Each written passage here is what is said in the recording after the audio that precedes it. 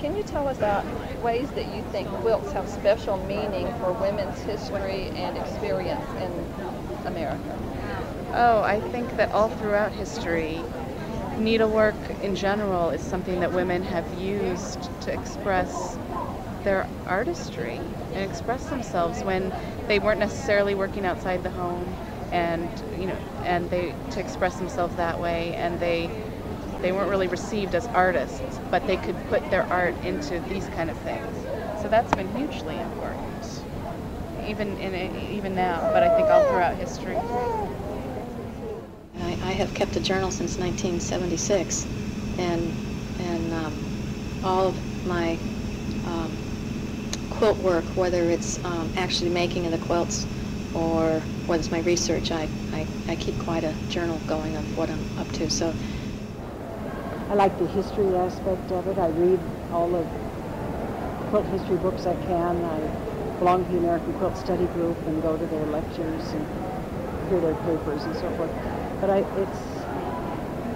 can't imagine not being involved in quilting.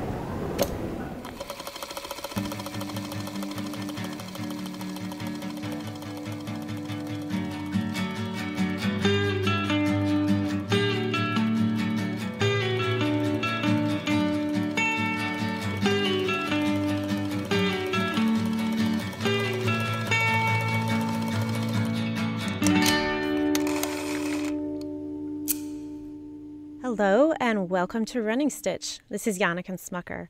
As you regular listeners of Running Stitch know, I'm a historian who specializes in the study of quilts. Within the larger field of history, this is a very niche topic, to say the least. And within broader academia, I often have to convince colleagues, grant funders, tenure committees, etc., why studying quilts matters.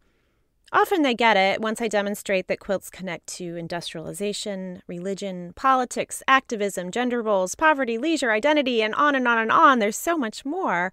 Sometimes I still get eye rolls, though, as fellow academics or even armchair historians don't view this as a serious or relevant topic.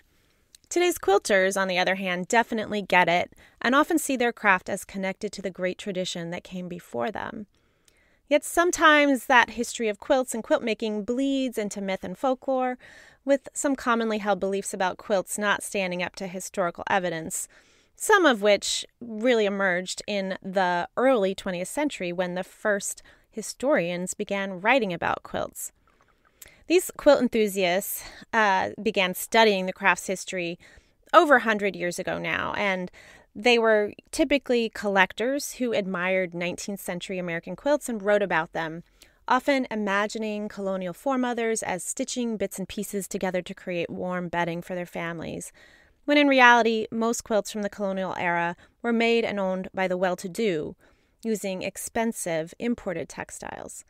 But these early authors, including Marie Webster, Ruth Finley, Carrie Hall, and Ruth Kretzinger, helped popularize quilt making in the early 20th century as part of the larger colonial revival.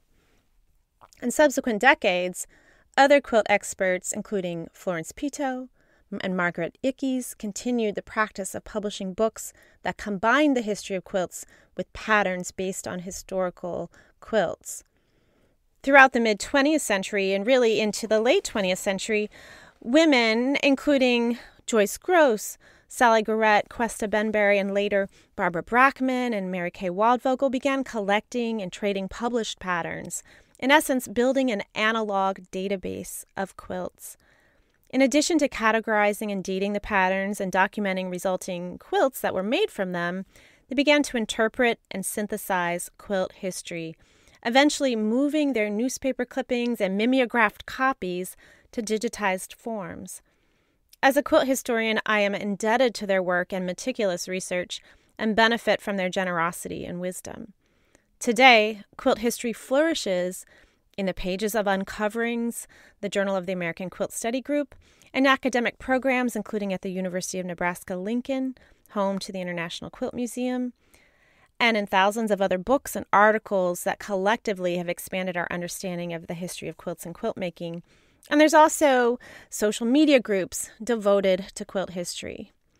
The QSOS Oral History Collection of the Quilt Alliance has further contributed to that history by recording and preserving interviews with living quilt makers.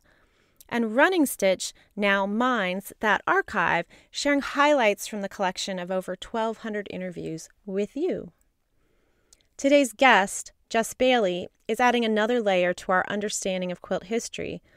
A young and relatively new quilt maker, Jess makes quilts as a one-woman studio called Public Library Quilts, a moniker we discuss in our conversation. In addition to making quilts, Jess is an art historian currently living and working in London, where she studies medieval manuscripts. She combined her interest in quilts with her knowledge of historical research in her recently published zine, Many Hands Make a Quilt, Short Histories of Radical Quilting, published this past summer by Common Threads Press.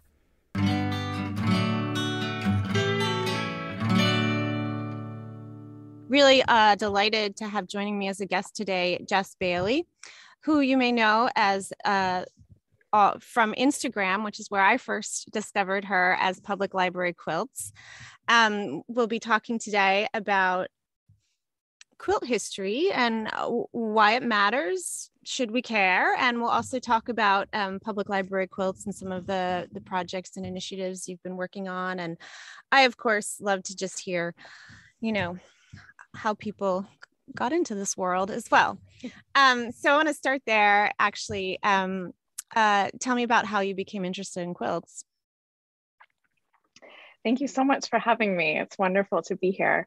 I got into quilts, I think, in a kind of winding road, like it is for a lot of people. I grew up sleeping under a quilt that was made by one of my great aunts. And she made this quilt from her and my other great aunt's discarded clothing and home textiles. And it's this wonderful kaleidoscope quilt of triangles of, 50s and 60s, 70s, patterns and vibrancy. And that was something that I realized I had on my bed growing up. And, I had a relationship with that kind of family history, but it wasn't until actually the pandemic that I was spending a lot of time at home and really was looking for something to do that would kind of shake up my relationship with art and making and how I wanted to think about the role of art in my life, because I am an art historian. And so I spend a lot of time thinking about art, but I think that there is nothing like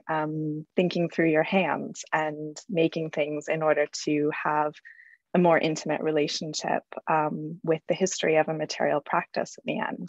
I think for me, making a quilt for someone is like making a portrait of them. There's something really special about, both sides of the quilt. Often I think the back of a quilt, I try and incorporate family fabric or things that are really personal memories. Quilts are a way to kind of acknowledge something about someone that's important to them or acknowledge something about their family. So I've been making quilts for friends, for family, and I've also been making some quilts kind of more in community. I worked on a project with a friend who runs a wonderful Instagram account called Decolonize the Garden. And Sue is really articulate about how she speaks about land justice, and we teamed up to produce a fundraiser quilt, sort of asking our community to donate fabric to it. And so I've been working on projects like that I feel like, sort of harken back to the power of quilt making, I guess, and kind of how quilts are record keepers, how quilts are storytellers, how quilts bring people together or acknowledge something really intimate and important to someone.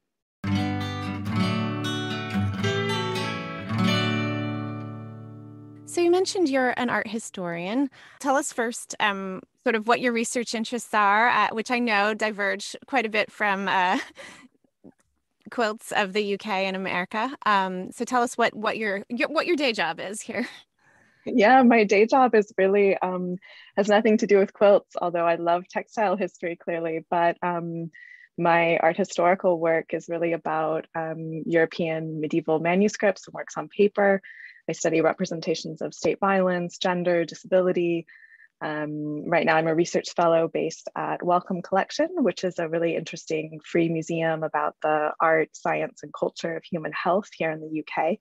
And so my day job is really thinking about the power of objects to, disrupt kind of the normative histories that we've handed down. And I think I'm very interested in my work and kind of how art objects accumulate meanings as they're passed through time, right? And as they change context. And of course, this is something ironically that's very important to quilts, right? Quilts are passed either between generations in a family, between communities as we make the new families that we need.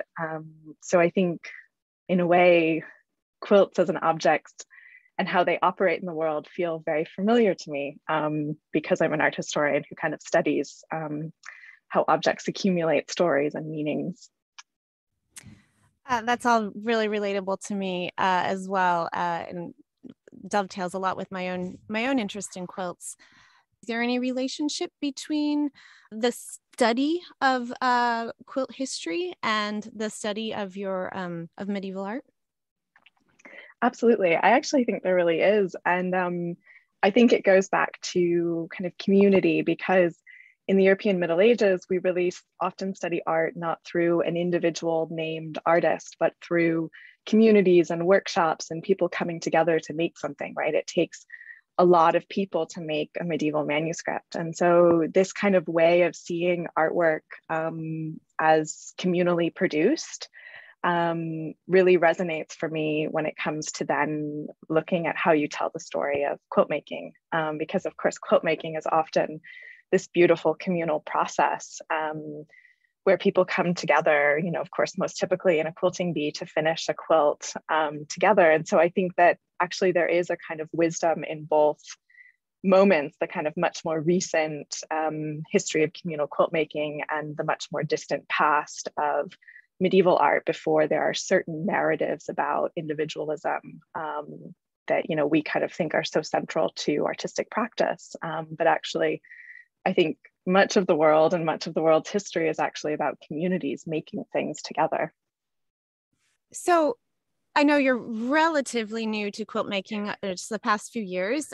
Which came first, the making, or were you interested in the history of these objects? I think the making came first, which is a funny thing to say as an art historian, but I think it was good for me. And I honestly think that making quilts makes me a better historian. I think, quilt making is a very anti-perfectionist practice, right? I think it's something that I notice myself becoming a more easeful human when I quilt and when I accept those, sort of bumps in the road to accomplishing something. And that has kind of made me turn back to my practice as a historian and as someone who tells stories, and be a little gentler with myself, I think. And so that is sort of the beauty that quilting has given me for then also looking at quilt history itself, and just felt that how can we know what we're doing or where we're going as artists if we don't know where we've come from? And so it was sort of, I think it was inevitable that I would turn to that quilting history as well. So how did you go about doing that? I know these are strange times. As a fellow historian, can't always get the books and resources that I need. So how did you begin learning about the history of the objects that you were starting to make?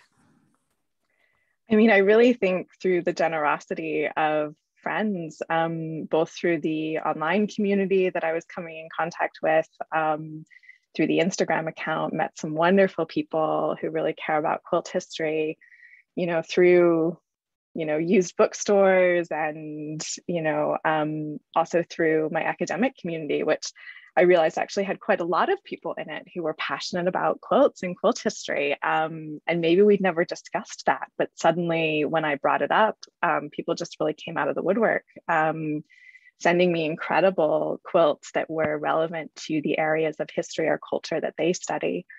Because I think, every academic across the pandemic has, had such a challenging time with libraries being closed. And I actually wrote Many Hands Make a Quilt while libraries were completely shut in the UK, which was a very stressful experience on multiple fronts. But really the generosity of people who were like, sending me book recommendations, sending me their research, just made it a very vibrant experience.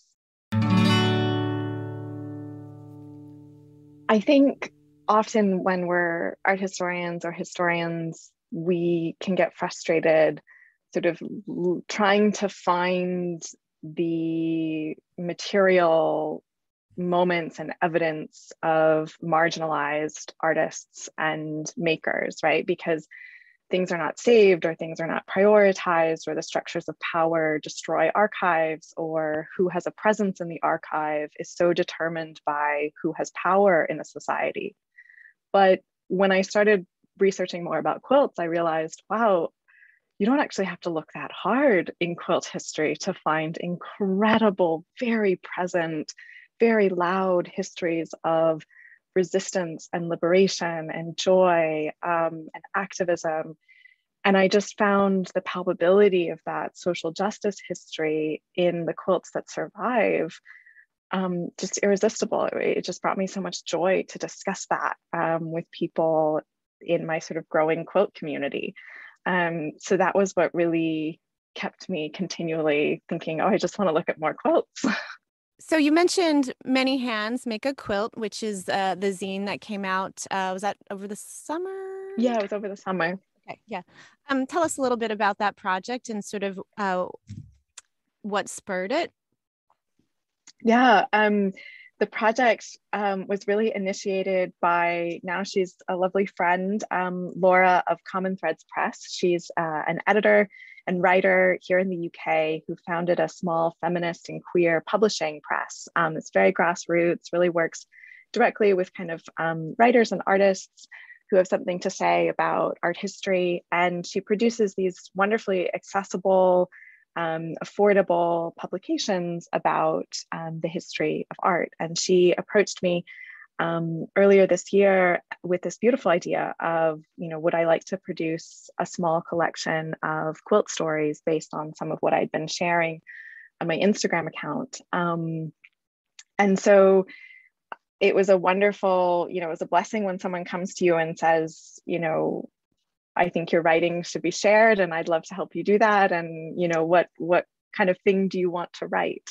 And I realized that what would really bring me joy to write would be a kind of brief kind of introduction to the richness of quilting for social justice. And that, I felt there are incredible quilt history books out there, but many of them I think are out of print now, sadly, which is just really total tragedy. And, they're more being written now, I think, but I noticed that a lot of the people in my community were really thirsting for ways to kind of even know sort of where to start their research on these topics. Because I think obviously as art historians and historians, we, spend years perfecting research skills. And I realized that maybe that was something I could kind of give this community that I had encountered around quilting. Not any kind of definitive quilt history book. I'm not experienced enough to write that, but the kind of little book that you could tuck in your pocket and learn a few things that you just, were impassioned to sort of search or seek out more information about. And that was kind of my goal, to make something that encouraged people's curiosity around this topic of quilts and social justice. I know you use the phrase radical quilting. Can you give us a little how you define that? Yeah, I mean, I think radical is in rooted, right? Radical is in something that is deep and essential and caring. That's, I think, the legacy of that word to me. I think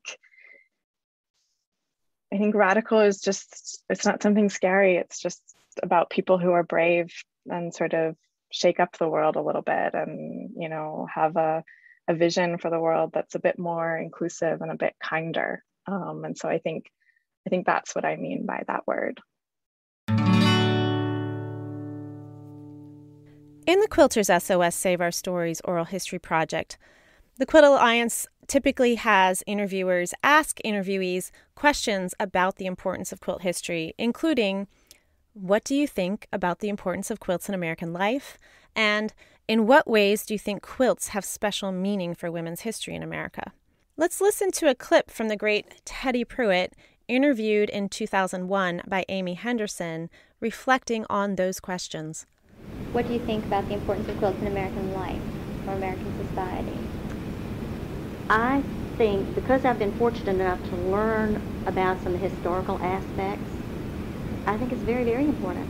And one of the first quilts that I made that I really loved was a tribute to early American women from like 1780 to 1820 or so. And you know, this is a time that some women couldn't own property.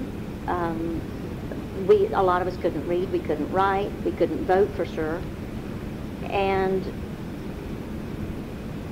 women would use these textiles to record statements, political statements and thoughts and sentiments, and used as gifts and coffin covers, you know, mourning quilts, just for everything. And they've always been a way that we could communicate and share things. So this idea of quilts being a, as you mentioned already, a record, but also a voice, particularly in times when women or other marginalized people did not have necessarily the kind of political public voice that we are able to have today. Are there any aspects of this that you've uncovered as perhaps in Many Hands Make a Quilt or otherwise, examples of this, using quilts as a voice? I think what strikes me sometimes when I look at women's quilt history specifically is this kind of incredible stubbornness that's so beautiful. And it's this like ability, like you see it nowhere else, to make something out of nothing. And it's just like, you can rip up shirts, you can use that tablecloth, you can figure it out, and you can say what you want to say, even though society has given you no privilege, no tools, no resources. And I think like that is so fundamental to the history of quilting. You know, the last Indigenous queen of Hawaii making a quilt from ripping up all her really fancy dresses when she was imprisoned at the end of her reign, and the US government was taking over her country. And she makes this crazy quilt, right, which is all the rage in, you know, the end of the 19th century.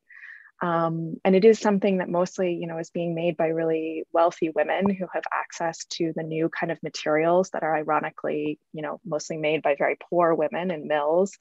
But here she is, you know, with this extraordinary wardrobe of queen's clothing, watching, you know, her country being abused by a colonial power. And she makes this crazy quilt by cutting up her dresses. And then she starts embroidering, you know, kind of messages and dates and records on the quilt. And some of those things are really sad. Some of those things are, you know, about the violence going on. But some of those things are also really beautiful. They're about, you know, the garden outside her window that's really important to her. And there's something about that kind of fragmentary accumulation that I think in the end makes her crazy quilt into such a loud and resounding voice for us to listen to now.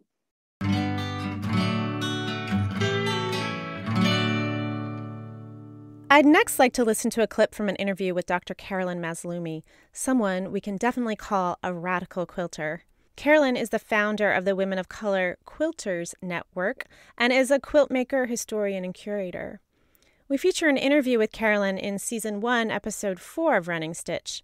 This excerpt is from her 2009 QSOS interview conducted by Karen Musgrave. Quilts are important because physical quilts are important to me because they give me joy. They bring me joy. They bring me joy. That's the first thing. And then the second thing, I think about the historical aspect of quilts. I'm interested in recording that history. That's important to to record quilt history because it gives us a window into American society, families and lives and social structure of people living here in this country. So it's at once fascinating and it's important. Dr. Mazlumi, in this excerpt, I mean, without even going into, the details of quilt history, lets us know how important it is. She is clearly a person who's also important, I think, would share your belief in the power of radical quilt making. What do you think of Carolyn's perspective on this, both the joy and the community, but also this deepness, I think, almost that rootedness that you were talking about of how quilts have this means of sort of reflecting our society and our for good and for ill?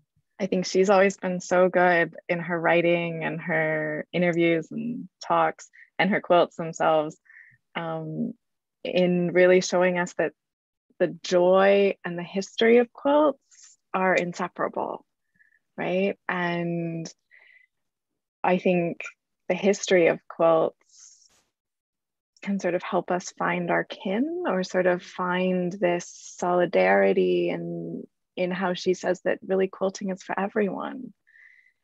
And, I think I've been really amazed since I started making quilts and talking to people about quilt history, how much more honest someone will be when they're cozy and they're under a quilt, right? There's like something really powerful about people will tell you things when they feel loved and when they feel cared for. And I think quilt history is kind of amazing when you start to look at these loops of what quilters will share, what people who are given quilts will share, about their lives and about the history of their communities when they feel somehow protected by some sort of quilt that's been made for them, or that they've made for someone they love. So to me, when I hear her speak about that joy, I think I also think about that kind of frankness in quilt history. That's really well said. You and I don't need convincing as to why history is important, nor does Carolyn Mazlumi. No. But we both work in fields where we have had to defend the study of objects. And I don't know to what extent in art history that similar things happen with medieval manuscripts, but that is like a standard object of scrutiny and analysis. So why do you think, even though there is this rich, amazing history, why do you think the Academy and these sort of the disciplines have been resistant to the study of quilts? Mm-hmm. I mean, I think it's often productive to blame the patriarchy for things and unpack that. But I think that the other thing about quilt history is that I think fundamentally, quilts as objects are really good at being record keepers and are really good at presenting a sort of alternative form of knowledge and of history making. And I think that, our fields professionally and the Academy and the Ivory Tower are really heavily committed to certain kinds of evidence, of certain kinds of archives, certain kinds of knowledge that we value over other kinds of knowledge. And I really do believe that quilts disrupt that. And quilts are things that can keep records in communities where literacy was a much more complicated issue in the past, or keep records of political opinions and political values when women and Black people and Indigenous people couldn't vote. I think that quilts are really, they're really soft power in how they disrupt. And so I'm not so sure sometimes the Academy or the Ivory Tower is ready to incorporate more forms of knowledge into what it values. So I mentioned briefly at the onset that you have the Instagram handle Public Library Quilts. And were you aware prior to a couple years ago that there was this thriving quilt world on social media? Not at all. So how did you make your entry into that world? Very naively. I'm really, I think, genuinely just very shocked that the account has grown as it has. And I'm really honestly touched by, the comments people leave or the conversations I have with people about my quilts or about the quilt history or the zine. It's become this incredibly warm and caring community space in my life. And I'm so grateful for that. I would have never guessed that. We talk a lot about the pitfalls and the horrors of social media, which are very real. But there's something about quilt community that is really caring, and people are really interested in what's important to other people. And I find that incredibly refreshing in that space. So yeah, I really didn't have any big plans for Public Library Quilts, but now it's a very joyful part of my life. Where did that name come from? It came from really my strongest memory of seeing quilts displayed as a child. I was very fortunate to grow up, in a family that had quilts from its family members. And my grandmother was a very determined woman who got her high school diploma in her late 60s. And after she got that, she ended up teaching sewing at a local university. And she taught all her sons to sew. And, she was one of these women that was like, well, everybody needs to know how to fix stuff, right? So I grew up in this, household that really celebrated quilts. And so I have a very strong memory of going to our public library that was hosting a quilt show. I think quite a lot of public libraries in the United States do this. It's a good space, a good community space for, local quilters. And just seeing all the quilts hanging, amongst the stacks of books, something just made sense. That memory, I guess, made more sense to me now once I started looking at quilt history and thinking more deeply about quilts. There was just something about that that memory of seeing quilts and books combined that made a lot of sense to me. And clearly, given where you're at now, I can see why that all fit together. Mm-hmm. So it is remarkable, this Instagram following that you have, and it's been really lovely. I mean, first of all, the photography is just beautiful. I also am so frustrated with social media on a regular basis. So it's lovely to have those moments when you actually see something quite lovely and you read discourse that is supportive and community oriented. Why do you think people have latched on in particular to your account?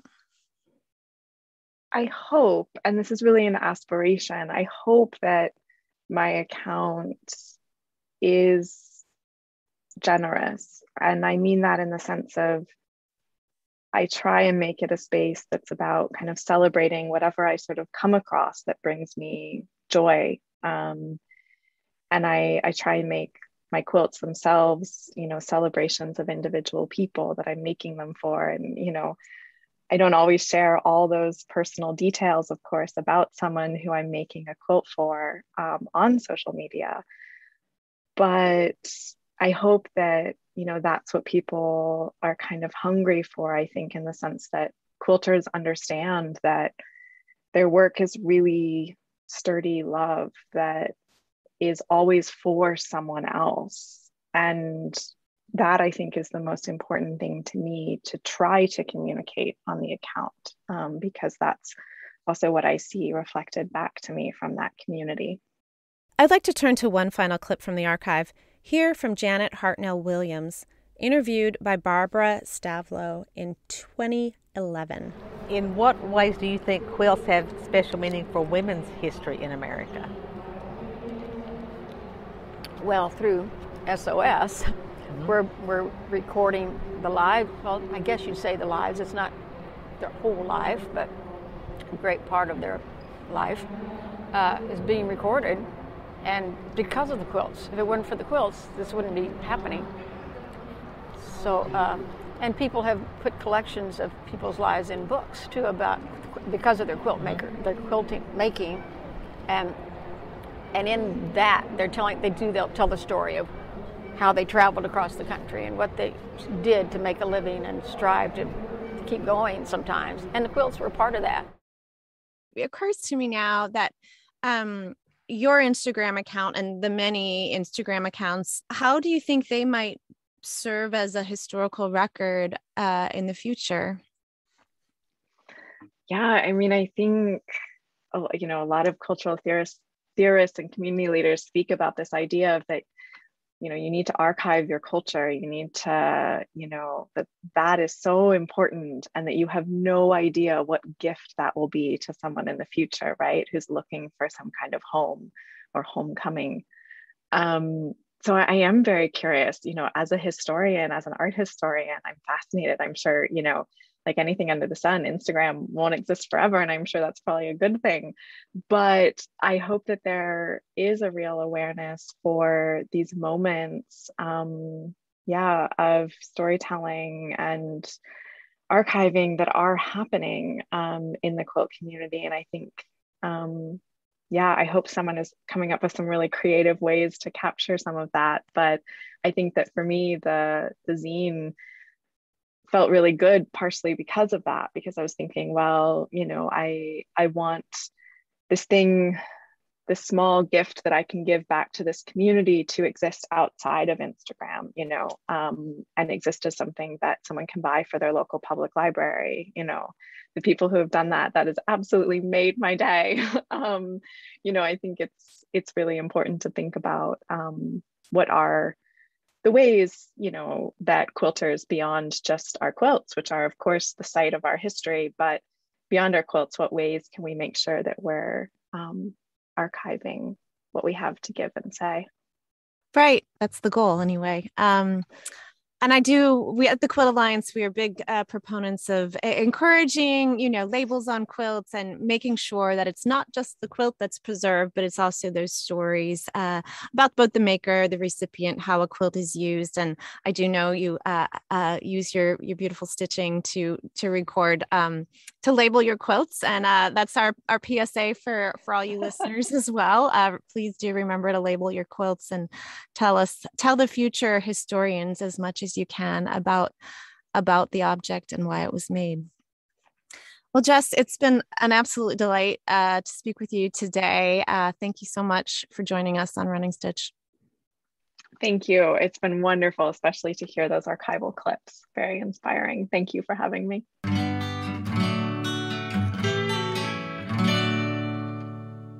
Running Stitch, a QSOS podcast, is a project of the Quilt Alliance, a member-supported national nonprofit dedicated to documenting, preserving, and sharing the stories of quilts and quilt makers. Running Stitch is hosted and written by me, Janneken Smucker, and I serve as co-producer with QSOS project manager Emma Parker, with support from Quilt Alliance Executive Director Amy Milne.